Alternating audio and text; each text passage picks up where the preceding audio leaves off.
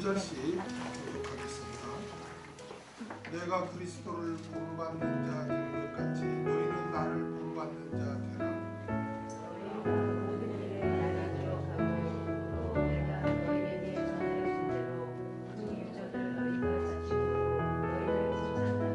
그러나 나는 너희가 알기를 원하노니 각 남자의 머리는 그리스도요 여자의 머리는 남자요 그리스도의 머리는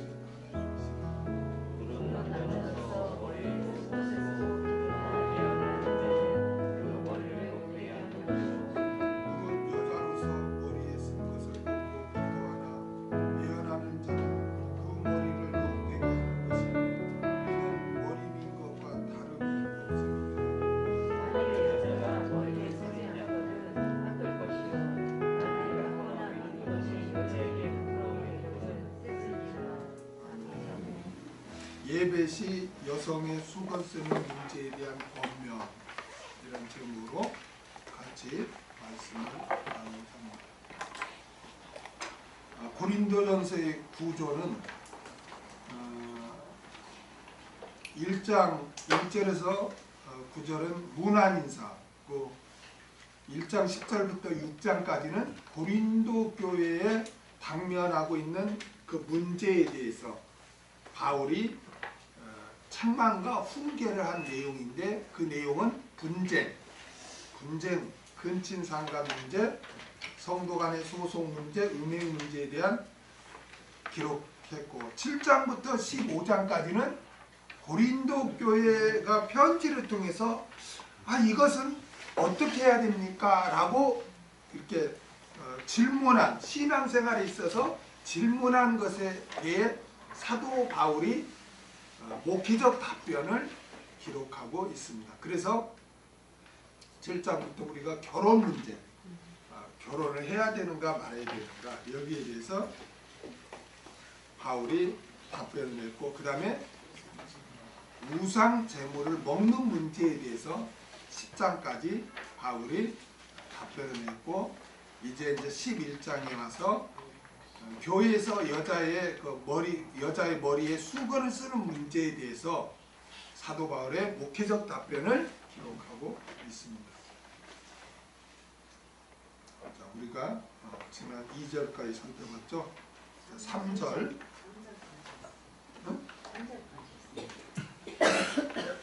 3절 하다 말았죠. 3절 다 같이 읽겠습니다. 시작. 그러나 나는 너희가 알기를 원하노니 각 남자의 머리는 그리스도요 여자의 머리는 남자요 그리스도의 머리는 하나님이시니라. 그러나 나는 너희가 알기를 원하노니 각 남자의 머리는 그리스도요. 사도 바울이 이제 고린도 교인들이 사도 바울에게 질문한 세 번째 문제로 예배시 여자의 수건 쓰는 문제에 대해서 이제 목회적 답변을 합니다. 각 남자의 머리는 그리스도예요. 이 머리 케팔레라고 하는데 이 단어가 비유적으로 사용될 때는 권위, 기원, 통치권을 의미합니다. 그러므로 누구의 머리라는 것은 그 머리 되는 자가 권위를 가지고 있다, 통치하고 있다, 그 기원이다라는 그런 의미를 나타냅니다. 각 남자의 머리는 그리스도란 말은 어떤 입장에서 그렇게 말한 거예요? 창조와 구속사적인 입장에서 그렇게 본 관계입니다. 그러므로 그리스도는 삼위일체 하나님이죠. 그래서 삼위일체 하나님이 누구를 먼저 이렇게 만듭니까? 창조합니까? 아담을 먼저 창조를 하죠. 그렇죠? 그래서 그리스도는 각 남자의 머리는 그리스도라 이렇게 했단 말이에요. 이 창조와 구속사 입장에서 본 사도 바울은 각 남자의 머리는 그리스도라고 그렇게 증거했습니다. 그 다음에 여자의 머리는 남자요. 여러분 사실 남녀는 그리스도 안에서 인격적으로 동등해요. 아멘? 동등한데 여자의 머리는 남자라고 한 것은 이것도 창조 질서에 의해서 입각해서 이렇게 말한 것입니다. 하나님께서는 사람을 창조하실 때 남자를 먼저 지으셨고 그 다음에 남자의 갈비뼈로 여자를 만드셨습니다. 이 창조의 질서는 여자의 창조의 목적을 이렇게 가르쳐 줍니다. 그것은 여자로 하여금 누구를 돕게 하기 위해서? 남자를 돕게 하기 위해서 그렇게 창조를 했습니다. 그래서 하나님께서 여자의 머리를 남자로 정하신 것은 영적 질서의 체계를 세우신 것입니다. 영적 질서의 체계 외에 일반적인 질서에는 남자와 여자는 어떻게 합니까? 동등합니다. 아멘? 동등합니다. 천국에 가면 남녀 구별이 있어요? 없어요? 없어요. 없어요.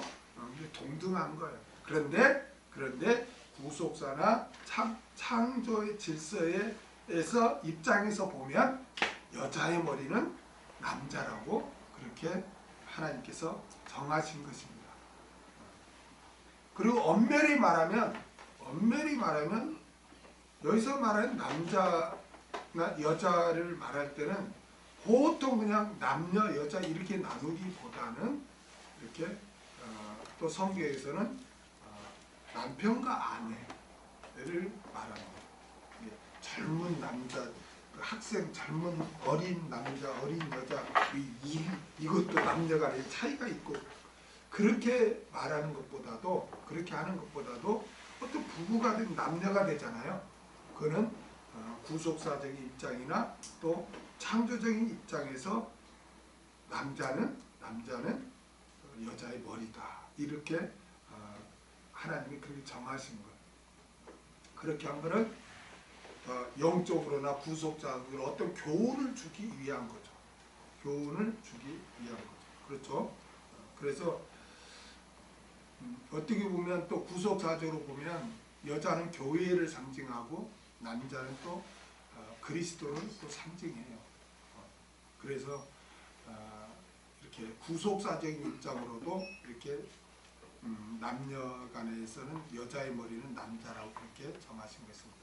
그 다음에 그리스도의 머리는 하나님이시라. 많은 사람들이 이 말씀을 오해해서 하나님 아버지가 그리스도보다 높고 그리스도는 그 다음이라고 이렇게 주장을 합니다. 이렇게 되면 어떻게 돼요? 삼위일체를 부정하는 거예요. 그렇죠? 부정하는 거예요. 자, 우리가 잘 정리해야 될 게 뭐냐면 많은 사람들이 삼위일체에 대해서 설명해 보라고 하면은 굉장히 위험한 이단적인 그 말을 이렇게 서스럼없이 해요. 그것은 그만큼 삼위일체에 대해서 정립이 안 됐다는 거예요. 아니 내가 믿는 하나님은 어떤 분인가를 우리가 잘 정리해야지. 내가 믿는 하나님이 어떤 분인가를 막연히 안다면 어떻게 그 하나님을 믿고 어떻게 그 하나님을 의지하겠어요. 그렇죠? 자, 많은 사람들이 잘못 알고 있는 게 첫 번째가 뭐냐면 삼신론이 있어요. 삼신론. 삼신론이 뭐냐면 성부 하나님, 성령 하나님, 성령 하나님이 세 분이 계신다. 신이 셋이다 이거예요. 이걸 삼신론이라고 그렇게 합니다. 이 주장은 하나님을 다신으로 만들어버려요.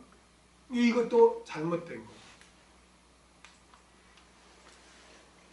여기서 말하는 성부 하나님, 성자 예수님, 성령 하나님 세 분이 계신다는 것은 완전히 그 독립적으로 계신다고 우리 주장을 해요. 그러면은 완전히 이건 다신이죠. 그렇죠? 그러니까 이단이 되는 거예요. 우리 하나님은 독립적으로 계시는 게 아니에요. 아멘. 그 다음에 두 번째로 잘못 알고 있는 게 단일신론이 있어요. 단일신론. 단일신론. 단일신론은 뭐냐면 하나님은 한 분이라는 거예요. 자, 아까도 하나님은 세 분이다. 그럴싸하죠. 성부, 성자, 성령이니까. 그렇죠? 언뜻 들으면 맞아. 성부 하나님, 성령 하나님, 성령 하나님 세 분 계시잖아. 그렇게 들죠. 그런데 우리가 명심해야 될 거는 각각 독립적으로 세 분이 계시는 게 아니란 말이에요. 여기서 말하는 삼신론은 뭐냐면은 생각도 다르고 모든 게 달라. 아예 우리가 이렇게 다 다르잖아요. 이런 성부, 성자, 성령 이런 다른 세 분이 있다. 이거는 잘못된 거예요. 이건 불신이라는 거예요. 아멘? 그 다음에 그러면 이제 단일신론은 하나님 한 분이라는 거예요. 그러니까 이 주장은 맞는 것 같아. 하나님은 한 분이지. 맞는 것 같아.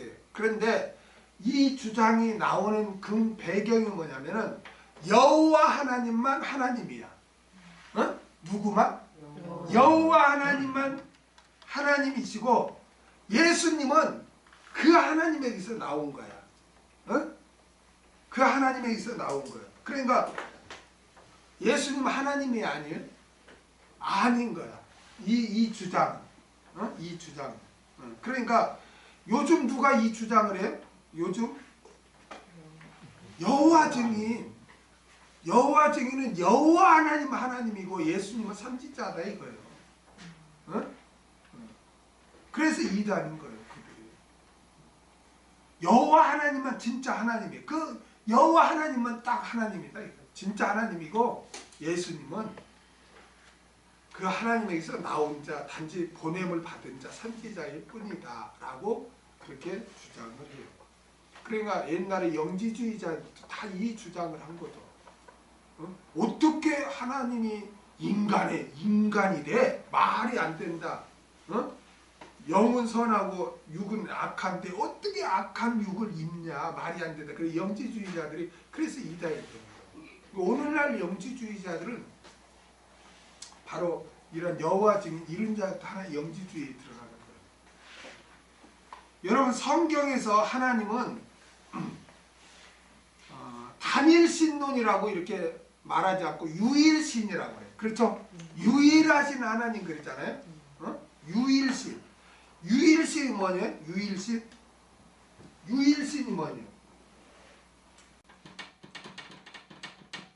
유일신.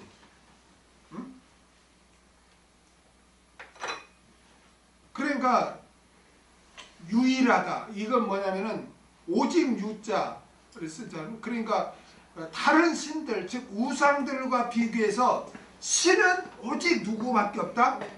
하나님뿐이다 할 때 유일하신 하나님이라는 뜻이에요. 그러니까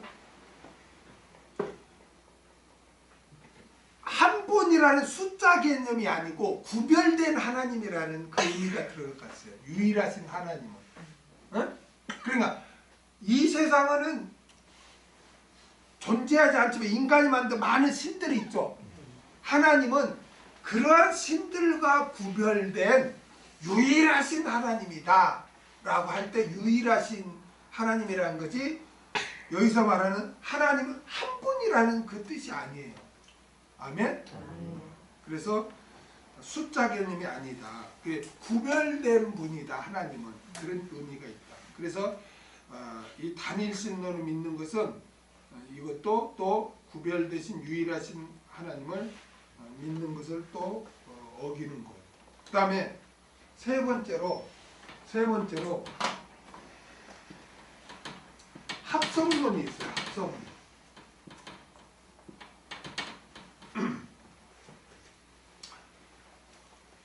합성론이 뭐냐면 하나님은 성부 하나님, 성자 하나님, 성령 하나님이 합쳐져서 하나님이다. 이거 하나님. 합성론. 다시 말하면 성부 하나님은 3분의 1이고 성자 하나님도 3분의 1이고 성령 하나님도 3분의 1에서 하나가 됐다 이거야. 저게 합성론이야, 합성론. 이 합성론은 어떻게 돼요? 성부 하나님을 볼 때는 부족함이 되죠. 3분의 1밖에 안 되니까. 그렇죠? 그래서 불완전한 하나님이 되는 거예요, 저거. 그래서 세 분이 합쳐져서 하나가 됐다. 그럴싸하는데 이것도 이단이에요. 그 다음에 네 번째로 또 잘못된 게 뭐냐면 양자론이 있어요. 양자론. 이 주장은 뭐냐면은 예수님은 단순한 인간이었는데 다만 그가 하나님의 능력을 입었다는 거예요. 단순한 인간인데 하나님의 능력을 입고 하나님의 아들이 되었다는 거죠. 그러니까 이 주장은 뭐예요? 예수님을 뭐로 이렇게 만들어버려요? 예수님을 피조물로 만들어버려요. 예수님을 뭐로 만들어버려요? 피조물로. 예수님은 한 인간이었어. 인간으로 태어났는데 거기에 특별하게 하나님의 능력이 임했다는 거예요. 이 양자로. 그러니까 예수님을 하나의 피조물로 만드는 거예요. 이게 잘못된 거예요. 그 다음에 다섯 번째 양태론이 있어요. 양태론이 뭐냐면은 어떤 한 존재가 다양한 모습으로 나타난다는 거야. 이게 양태론이에요. 모양이 변하는 거야. 그러니까 하나님이 구약 시대 때는 성부 하나님으로 나타났다가 신약 시대 때는 성자 예수님으로 또 나타나시고 교회 시대 때는 또 성령 하나님으로 또 역사한다는 거야. 그래서 비유를 어떻게 되냐면 야 봐라, 한 남자가 있는데 집에서는 아버지야. 그 회사에 나오면 또 사장이야. 사장이야. 또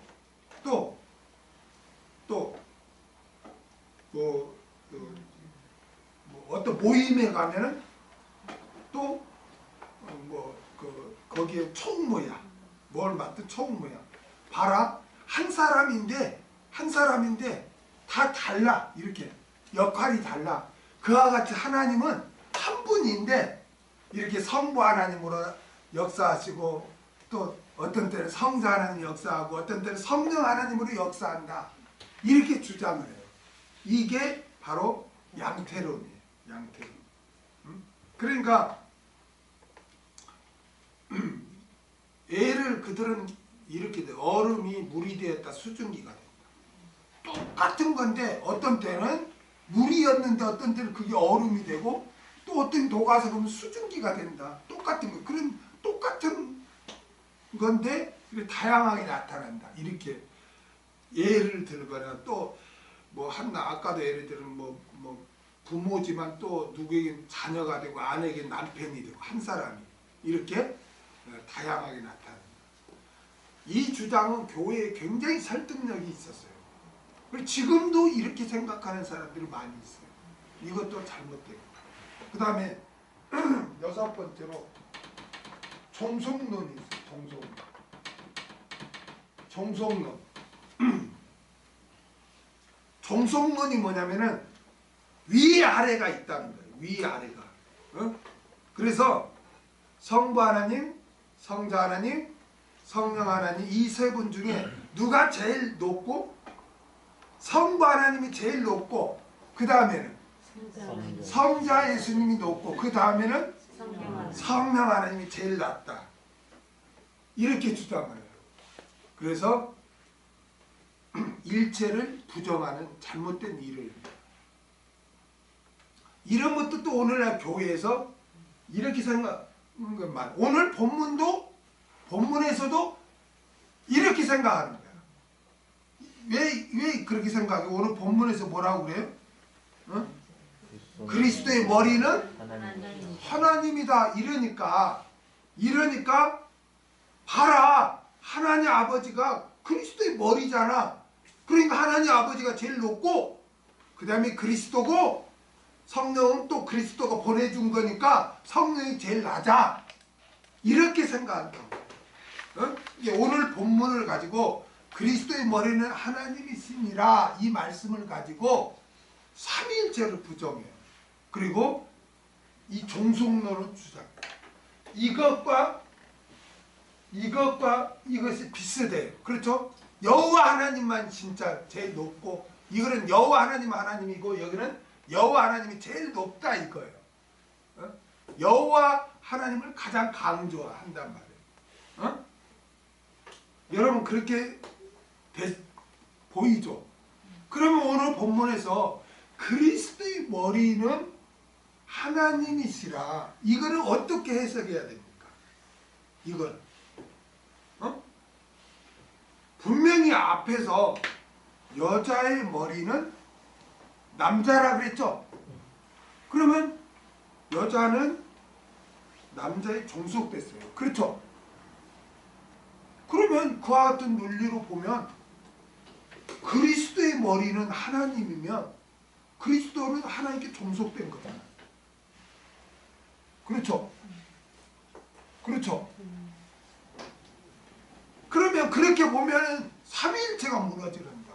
삼위일체란 게 뭐냐면은 하나님은 성부, 성자, 성령 이렇게 삼위가 계시는데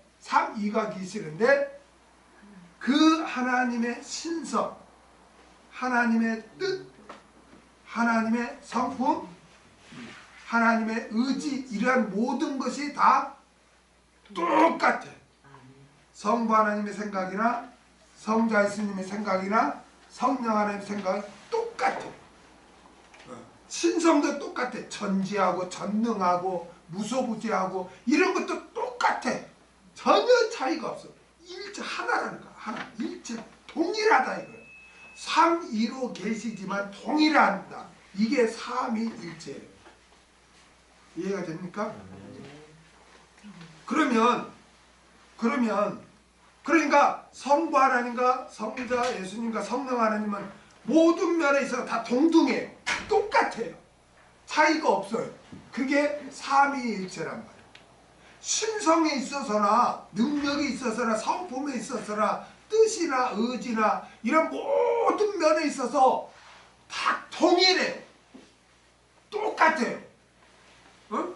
그러니까 삼위로 계시지만 동일하다 이거예요. 모든 게. 그래서 삼위일체가 되는 거예요. 그런데 오늘 본문에서 그리스도의 머리는 하나님이다 이렇게 하면 삼위일체인데 삼위로 계시지만 동일한데, 오늘 본문에서는 그리스도의 머리는 하나님이라고 했잖아요. 그러면은 아까 머리라는 거는 통치, 기원, 이런 의미가 있다고 그랬죠. 그러면 그리스도보다 하나님이 더 높지 않느냐 이거예요. 그래서 많은 삼위일체로 부정하고 이단들이 이러한 구절들을 들고 그렇게 삼위일체는 잘못된 것이다고 이렇게 주장을 한단 말이에요. 이런 근거를. 그래서 제가 누누이 강조한 게 뭐냐면은 성경은 해석이 중요해요. 해석. 어떻게 해석을 하느냐가 중요한 거예요. 그렇죠? 자, 그러면 그리스도의 머리는 하나님이시다. 이거를 어떻게 해석해야 될까? 어떻게 해석해야 될까?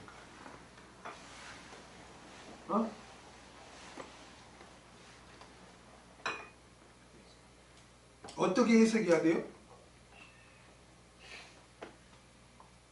자, 여러분, 우리가 많은 사람들이 삼위일체를 공격할 때 복음서에 나오는 그런 예수님의 말씀이나 예수님의 행동이나 이러한 것을 가지고 삼위일체가 아니다, 그건 잘못된 거다 라고 이렇게 공격을 해요.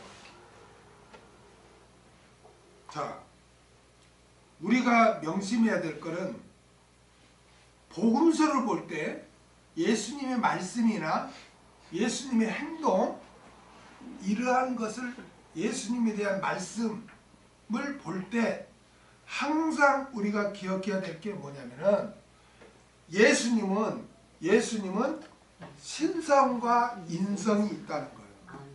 응? 신성과 인성이 있어요. 예수님은, 다시 말하면 예수님은 하나님이시면서 또 완벽한 인간이세요. 아멘?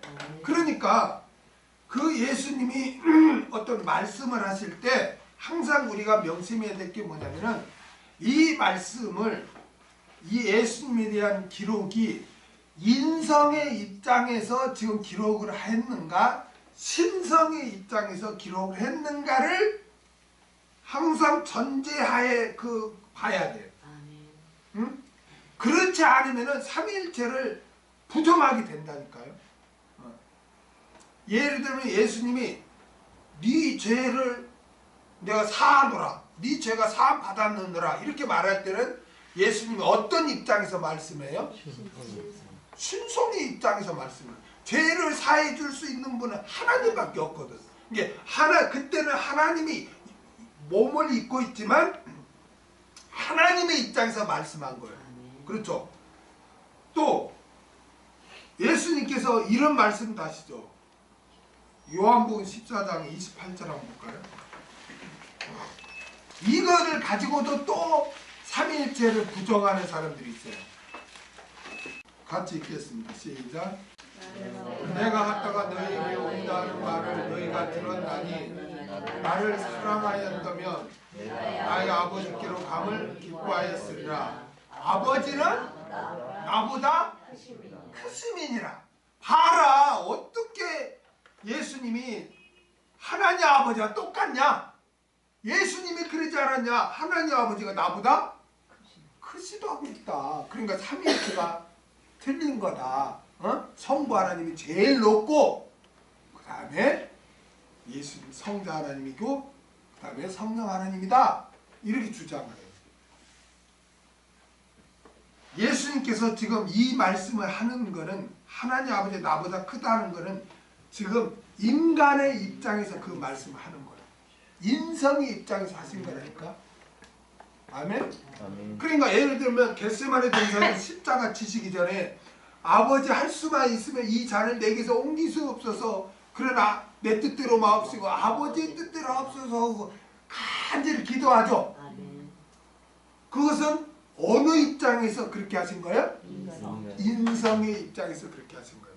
그러니까 우리는 예수님을 딱 생각하면 예수님은 하나님이시면서 누구의 또? 인간이에요. 항상 그걸 하나님이 아니야 그것도 이단이고 인간이 아니야 그것도 이단이야. 예수님은 하나님이시면서 인간이에요. 그러니까 항상 예수님은 신성이 있고 인성이 있어요. 우리는 인성만 있죠. 그렇죠?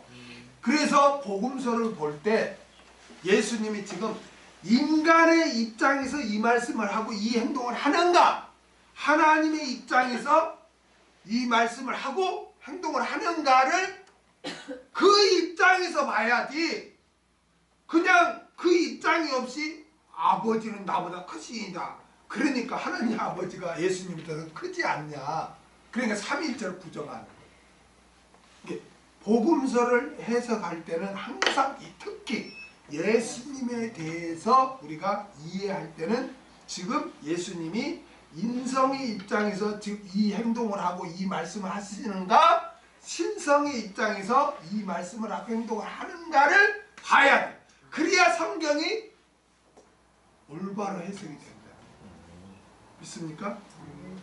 그래서 그리스도의 머리는 하나님이시라 이렇게 했을 때는 들어보세요. 예수님은 하나님과 인간의 중보자죠. 그렇죠? 중보자잖아요. 그렇죠? 그러니까 그 인성의 입장에서 지금 이렇게 말씀하시는 거예요. 음성의 입장에서 그렇게 말씀을 하니까 하나님 아버지 이 그리스도의 머리는 하나님이 된다는 것이 되는 거예요. 중보자 입장에서 말씀을 하시니까. 우리 인간을 하나님 앞에 중보하는, 하나님이지만 인간의 몸을 입고 와서 우리 인간을 하나님께 중보하는 그 역할의 입장에서 말씀을 하다 보니까 그리스도의 머리는 하나님이라고 그렇게 한 거라고요. 이해가 됩니까? 그래서 많은 사람들이 오늘 본문을 3절의 말씀을 가지고 남녀 차별이 있는 것으로 오해하는데 3절의 말씀은 영적 질서의 체계를 말한 것입니다. 특히 교회와 가정에서 영적 질서 체계를 말한 것이지 사회에서의 남녀 질서를 말한 것이 아닙니다. 하나님께 정하신 영적 질서의 체계는 여자의 머리는 남자이고 남자의 머리는 그리스도이고 그리스도의 머리는 하나님이십니다. 이 관계를 잘 유지할 때 영적인 질서가 있는 것입니다. 아멘. 자, 그 다음에 4절. 4절을 읽겠습니다. 시작. 물은 남자로서 무엇을 쓰고 기도나 예언을 하는 자는 그 머리를 욕되게 하는 것이요. 교회에서 영적 질서 체계에 대해서 구체적으로 언급을 합니다. 먼저 남자들이 머리에 무엇을 쓰고 기도나 예언을 하는 것은 그 머리를 욕되게 하는 것이라고 말합니다. 이 앞에서 머리에 뭘 쓰고 하는 건 이 신체 머리를 말하고 그 다음에 뒷부분의 머리는 누구를 말해요? 남자의 머리는 누구? 그리스도를 가리킵니다. 왜 남자가 예배 시에 머리에 무엇을 쓰고 기도나 말씀을 증거하는 것이 그리스도를 욕되게 하는 것이 된다고 했을까요? 그 이유는 7절에 보니까 남자는 하나님의 형상과 모양이니 마땅히 쓰지 않거니와 라고 그렇게 말씀하고 있죠. 아담의 범죄로 하나님의 형상과 모양을 잃어버렸는데 예수 그리스도의 구속으로 말미암아 예수 그리스도를 영접한 사람은 하나님의 형상과 영광을 회복하게 된 거죠. 로마서 3장 23절에서 24절을 보겠습니다. 시작. 모든 사람이 죄를 범하였으니 하나님의 영광에 이르지 못하더니 그리스도 예수 안에 구속으로 말미암아 하나님의 은혜로 값없이 의롭다 하심을 얻은 자 되었느니라. 이게 죄로 말미암아 하나님의 영광을 잃어버렸어요. 그렇죠? 그런데 예수 그리스도로 말미암아 그 하나님의 영광과 형상을 회복하게 됐다는 것이죠. 그래서 우리는 예수를 믿는 자는 새로운 피조물이 된 거예요. 아멘. 그래서 하나님께서 베푸신 영광을 우리가 이렇게 반사해서 영광을 이렇게 돌리는 삶을 살아야 되는 거예요.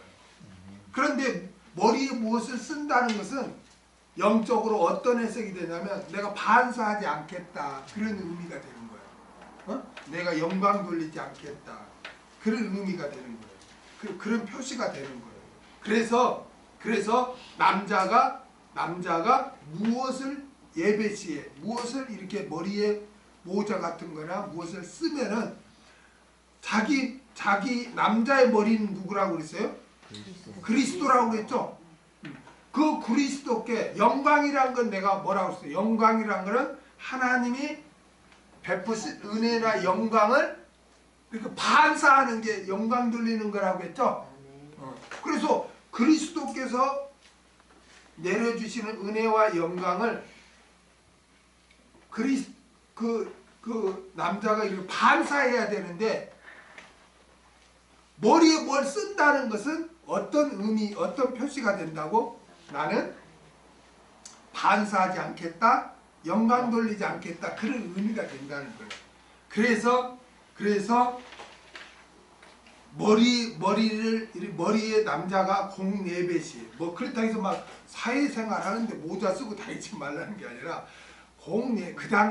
이것도 또 당시에 남자가 이렇게 머리에 모자를 쓰고 뭘 쓰고 수건이나 아니면 모자를 쓰고 예배를 드리는 것은 내가 그리스도께 영광을 돌리지 않겠다는 표시가 되기 때문에 그리스도에게 욕이 된다는 거예요.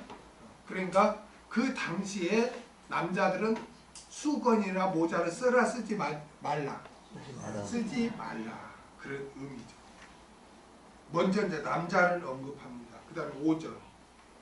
다 같이 읽겠습니다. 시작. 무릇 여자로서 머리에 쓴 것을 벗고 기도나 예언을 하는 자는 그 머리를 욕되게 하는 것이니 이는 머리 민 것과 다름이 없음이니라. 아멘.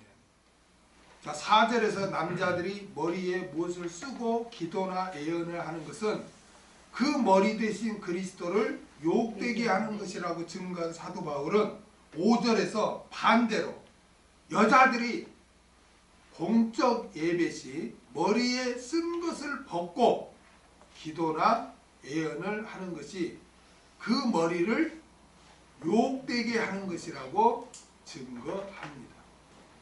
여기에서 우리가 정리해야 될 게 있어요. 자, 들어보세요. 공적 예배 시 여자가 예언을 할 수 있느냐는 거예요. 예언을 할 수 있느냐는 거예요. 공적 예배 시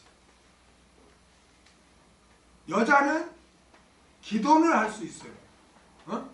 기도를 할 수 있으나 예언, 즉 말씀은 증거할 수가 없어요. 공적 예배 시.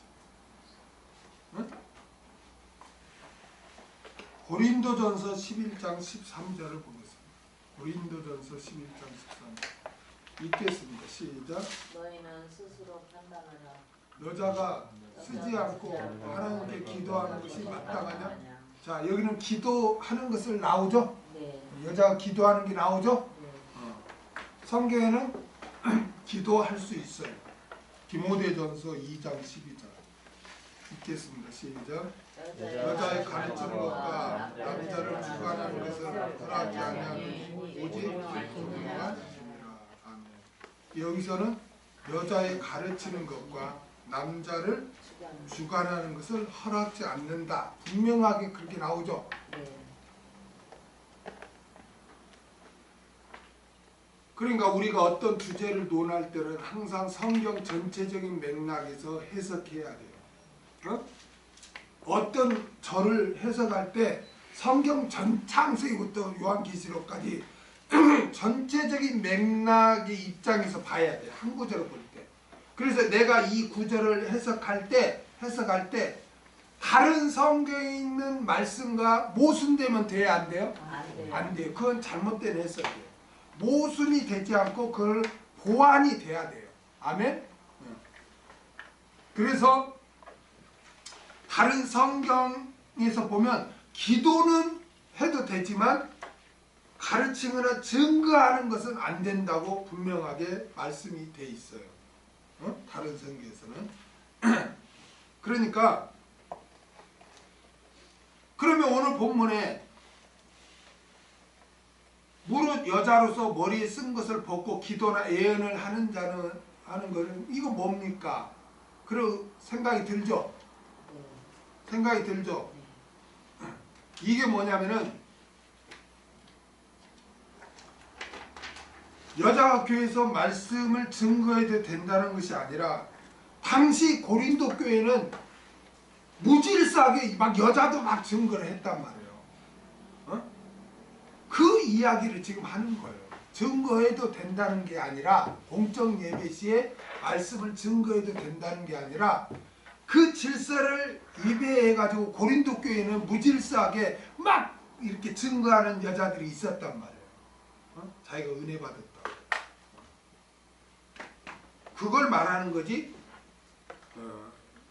여자가 교회에서 말씀을 증거하는 것을 허락한 건 아니라는 거예요. 이걸 전체적인 맥락에서 봐야 돼요. 성경에서는 분명하게 여자는 교회에서 잠잠하라. 기도를 해도 가르치거나 말씀 증거는 안 된다는 거예요. 그 다음 우리가 이제 또 정리해야 할 것은 공적 예배 시 여자는 머리에 수건을 써야 하느냐는 거예요. 어? 수건을 써야 하느냐. 오늘 본문은 당시 고린도 도시의 시대적 문화적 배경에서 나온 것으로 다른 지역, 다른 시대에도 동일하게 적용할 수가 없어요. 어?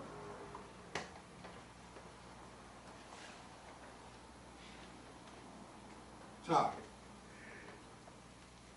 남성과 여성, 다시 말하면 남편과 아내, 교회에서 영적 질서 체계는 유효하지만 오늘 본문에서 언급한 수건을 머리에 쓰는 문제는 모든 교회에 구속력이 없다는 거예요. 왜 그러냐면 실제로 교회에서 여성들의 단장에 대한 말씀이 주어지거나 여성들의 예배에 대한 말씀이 주어질 때는 수건을 써야 된다는 말씀이 다른 성경 어디에도 등장하지 않아요. 어? 이 고린도 교회에만 이 수건 쓰는 문제가 등장을 해요. 고린도. 다른 데는 그런 게 없어요. 자, 디모데전서 2장 9절을 한번 보겠습니다. 다 같이 읽겠습니다. 시작. 또 이와 같이 여자들도 아담한 옷을 입으며 염치와 정절로 자기를 단장하고 따은 머리와 금이나 진주나 값진 옷으로 하지 말고. 자, 이거는 교회 공예배 시 여자가 어떻게 어떤 모습으로 예배를 드려야 되는가를 지금 말씀했는데 여기에 수건 써라는 말이 있어요, 없어요? 없어요. 그 말이 없어요. 이게 여자는 아담한 옷을 입어라. 아담한 옷이라는 거는 이렇게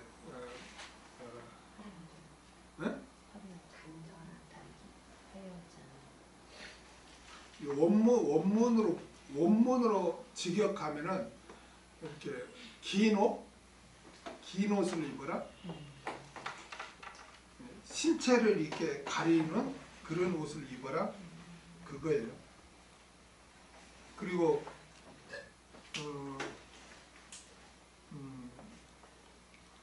따은 머리는 이렇게 단정한 머리가 아니라 왜 따은 머리라고 번역을 했는지 몰라. 막 이걸 뭐라고 하지? 미장원에서 그 뭐라고 해요? 훅갓이라는 거 뭐야? 훅갓이라고요? 막 산발머리처럼. 레게머리. 네, 레게머리. 뭐 자기 머리를 단정하게 하지 않고 이상하게 한 거 있잖아요. 어떤 사람은 막 이렇게 솜사 같은 머리 이렇게 한 사람 있고 아주 머리를 이렇게 단정하게 길게 위에서 이렇게 밑으로 이렇게 내리라는 거예요. 근데 막 올리는 훅하시는 거 그게 따은 머리야. 이게 따은 머리라고 해요. 따은 머리 우리 잘못하면 이렇게 아름답게 이렇게 막 꼬아가지고 이런 머리 같은데 그 머리가 아니고 막 훅가시 놓고 막 이렇게 하는 거예요. 그렇게 하지 말라는 거예요. 어? 그러니까 수건 쓰라는 말이 없어요. 그 다음에 베드로전서 3장 3절에서 4절은 다 같이 읽겠습니다. 시작. 너희의 단장은 머리를 꾸미고 금을 차고 아름다운 옷을 입는 외모로 하지 말고 오직 마음에 숨은 사람 온유하고 안정한 심령에 썩지 아니할 것을 알아. 이는 하나님 앞에 값진 것이다. 여기 이제 여기서도 여성의 단장에 대해서 나오잖아요. 어? 여기 머리를 꾸미고 아까로 보면 머리를 따는 거고, 그렇죠? 그 다음에 금을 차고는 똑같고, 아름다운 옷을 입고는 아까로 보면 단정한 옷을 입지 않는 거죠. 그러니까 여기에서도 여성의 단정이 나오는데 예배 시에 수고를 써라는 말이 있어요, 없어요? 없어요. 그러니까 여성의 단장을 말할 때 다른 어디에도 수고를 쓰라는 이런 언급이 없어요. 오직 어디에서만? 고린도에서만 그렇게 수건을 써라 라고 그렇게 했다는 거예요. 이게 당시 고린도 도시에는 어떤 게 있냐, 이렇게 머리에 이렇게 수건을 쓴다는 것은 여자의 어떤 정숙과 순결을 의미했어요. 나는 정숙한 여인이고, 나는 순결한 여인이고, 나는 남편에게 순종하는 여자입니다 라는 그런 어떤 상징이 있었단 말이에요. 그런 상징이 있었어요. 그런데 그 여자가 머리에 수건을 쓰지 않는 것은 뭐냐면은 나는 남편의 권위를 나는 무시합니다 라는 것이고, 또 그러니까 남편에게 수건을 쓰지 않는 건 남편에게 욕되게 하는 것이 되는 거죠. 나는 순종하지 않겠다는 그런 표시가 되니까. 그리고 또 그 고린도 도시의 창녀들이나 또 죄를 범한 자들이 다 머리를 짧게 깎았어요. 그러니까 고린도 도시에서 머리가 짧는다는 것은 굉장히 수치스러운 거였단 말이에요. 그리고 반대로 머리에 수건을 쓰는 것은 정숙하고 순결하고 남편에게 순종하는 그런 표시였기 때문에 그런 의미가 있었단 말이에요. 그러한 사회 간섭에서 만약 교회에서 여자가 수건을 쓰지 않는다면 고린도 사람들이 교회를 무질서한 집단이다. 저기는 오해할 수 있고, 그러다 보면 복음 전파에 장애가 될 수가 있다는 거예요. 그래서 사도 바울은 당시 고린도 도시의 사회 간섭을 인정하여 교회가 오해를 받거나 무질서하다는 말을 듣지 않도록 하기 위해서 여자는 예배 시에 머리에 수건을 쓰라고 그렇게 한 거예요. 그래서 고린 교회에서 하나님, 그리스도, 남자, 여자의 영적 질서 체계를 깨지 않는 당시 고린도 도시의 여자가 수건을 쓰는 간섭을 그래서 인정을 한 거예요. 그렇다고 사도 바울은 다른 도시에 있는 교회들에게나 아니면 또 모든 시대의 여자들에게 수건을 써야 한다고 하지 않았단 말이에요. 수건을 써야 한다고 하지 않았다. 그래서 바울이 나중에 뭐라고 하냐면 여자의 긴 머리는 쓰는 것을 대신하는 거라고 해요. 고린도전서 11장 15절 보세요. 읽겠습니다. 시작. 만일 여자가 긴 머리가 있으면 자기에게 영광이 되나니 긴 머리는 쓰는 것을 대신하여 주신. 그러니까 오늘날 교회에서 여자는 긴 머리를 단정하게 하면 되는 거예요. 아멘? 긴 머리로. 여자는 긴 머리를 해야 돼요. 긴 머리, 그럼 목사님 긴 머리가 어디까지가 긴 머리예요? 그럼 뭐 성경에 몇 센치 학교에서처럼 뭐 무슨 치마 몇 센치 이런 거 안 했는데 대략 긴 머리가 우리가 귀를 덮으면 긴 머리 아니에요? 귀를 덮으면 긴 머리 아닌가요? 여성들 아니 긴 머리가 귀를 덮고 이렇게 하면 긴 머리죠.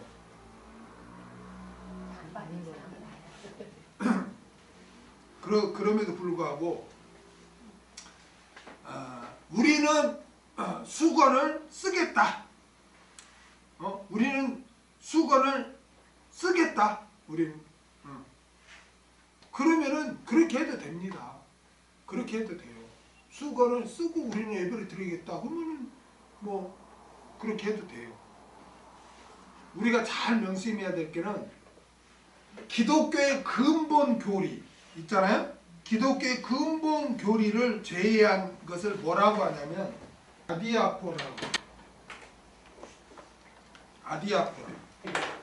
아디아포라가 뭐냐면은 아디아포라라는 게 뭐냐면 이제 이게 사소한 것 이런 거. 이게 기독교의 근본 교리, 예수를 믿어야 구원을 얻고 예수님은 하나님이시면서 인간이시. 기독교의 근본 교리 외에 사소한 문제를 아디아포라 문제라고 해요. 아디아포라. 이게 아디아포라 가지고 교회끼리 싸우지 말라는 거예요. 그래서 이제 로마서에 그게 로마서에 보면 나는 채식만 먹을게, 나는 채식만 먹을까 막 이럴 때 그걸 가지고 막 싸우지 말라는 거예요. 이게 아디아포라라는 문제 뭐냐면, 자, 나는 수건을 써서 예배를 드리면서 하나님을 더 잘 섬길 거야. 그러면은 그렇게 해서 잘 섬기겠다 하면은 기독교의 근본 교리가 아니니까 그걸 쓰면 안 된다 하고 또 막 싸우지 말라는 거예요. 응? 이거는 수건 쓰는 문제는 아디아포라 문제라는 거예요. 이 어느 시대나 어느 장소에 적용되는 문제가 아니기 때문에, 또 기독교의 근본 교리가 아니기 때문에, 그래. 또 왜 너희는 수건을 안 써? 수건을 써야지 라고 막 하면서 또 싸우지 말라는 거예요. 나는 긴 머리로 단정하게 들으면서 나는 하나님 잘 섬길 거야. 그러면 그렇게 존중해주고, 나는 이왕이면 나는 수건을 쓰고 아주 그냥 보란듯이 나는 하나님 잘 섬길 거야. 그러면은 그래? 그럼 하나님 그렇게 해서 잘 섬기겠다면 그걸 비난하지 말고 그걸 또 존중해 주라 이거예요. 이게 아디아포라 문제 가지고 계속 막 싸우면 안 돼. 알았어요? 방언은 그거는 완전히 영적인 문제지. 방언은 저 뒤에 인사가 나올 때 그때 하겠지만 그거는 아디아포라 문제가 아니에요. 방언. 사도 바울이 분명하게 이걸 정리를 하잖아요. 성경에 가장 정확하게 정리한 거는 그런 거는 지켜야 돼요. 근데 지금 여기서 지금 바울이 고린도 교회가 편지로 질문한 거에 대한 뭐라고 그랬어요?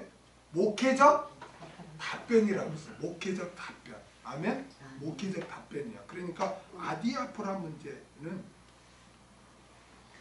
성경 어느 장소나 어느 지역에서나 이렇게 적용되는 것은 그런 지켜야 돼요.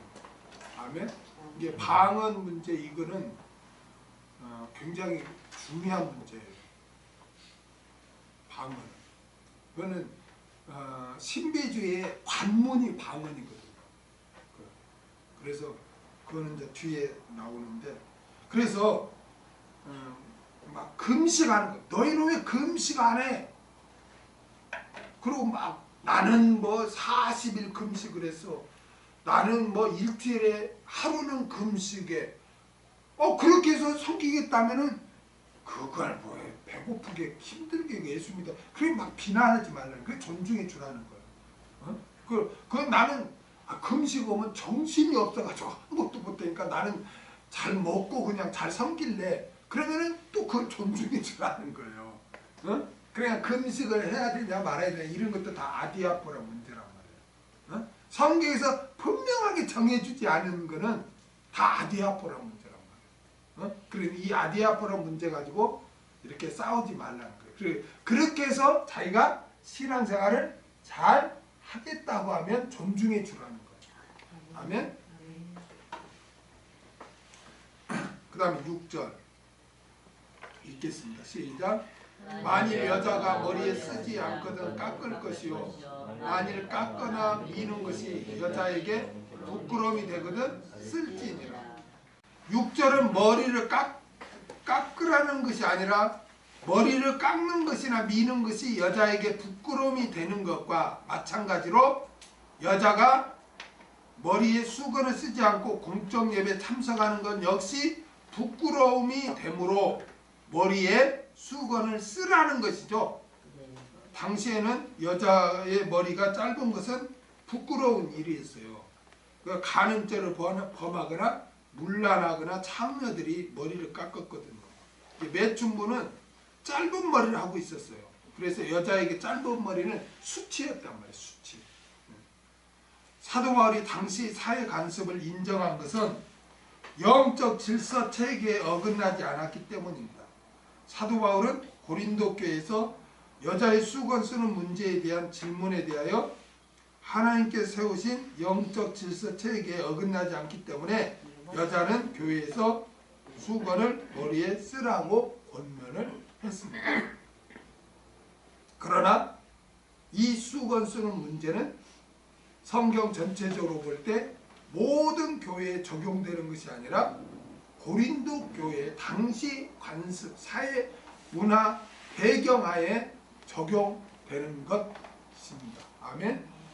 그래서 바울은 그 배경, 문화적 배경하에서는 교회가 그렇게 무질서하게 보이고 그럼으로써 또 복음 전파에 장애가 되기 때문에 여자는 머리에 수건을